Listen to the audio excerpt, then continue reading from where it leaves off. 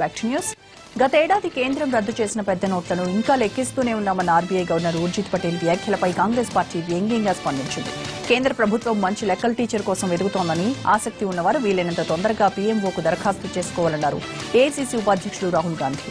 పెద్ద నోటు రద్దయిన 8 నెలల తర్వాత ఆర్బీఐ నోట్ల లెక్కింపు యంత్రాలు కొనుగోలు చేస్తోంది. బహుశా ఇంతకు ముందు లీజ్ అన్న పదాన్ని వారు వినలేదేమో అని మాజీ మంత్రి పి చిదంబరం ట్వీట్ చేశారు. బ్యాంకుల పరిసరాల్లో ఆధార్ నమోదు కేంద్రాలు ఏర్పాటు చేయాల్సిందిగా యూఐడీఏలను పలు ప్రైవేటు ప్రభుత్వ రంగ బ్యాంకులను కోరింది. బ్యాంకులకు ఉన్న ప్రతి 10 శాఖల్లో కనీసం ఒక శాఖ వద్దనైనా ఆగస్టు చివరికల్లా నమోదు కేంద్రాన్ని ఏర్పాటు చేయాలని కోరింది. ఇందుకోసం ఆధార్ నిబంధనలకు యూఐడీఏఐ పలు సవరణలు చేసింది. ప్రస్తుతం దేశంలో 25,000 ఆధార్ నమోదు కేంద్రాలు ఉండగా ఒక్కటి కూడా బ్యాంకు పరిసరాల్లో లేదు. అలాగే దేశంలో 12 లక్షల బ్యాంకు శాఖలున్నాయి. ఆ లెక్కన ఆగస్టు చివరికల్లా మరో 12,000 ఆధార్ నమోదు కేంద్రాలు అందుబాటులోకి వచ్చే అవకాశం ఉంది. ఈ శ్రావణ మాసం మగువలకు తీపి కబురు అందిస్తోంది. బులియన్ మార్కెట్లో బంగారం ధరలు మరింత దిగొచ్చాయి. గత కొంతకాలంగా బలహీన ట్రెండ్ను కనబరుస్తున్న పుత్తడి ధరలు స్వల్పంగా పుంజుకున్నట్టు కనిపించినా మళ్లీ పతనం బాట పట్టాయి. ముఖ్యంగా బంగారం ధర గత 2 రోజుల్లో 29,000కు చేరుకుంది.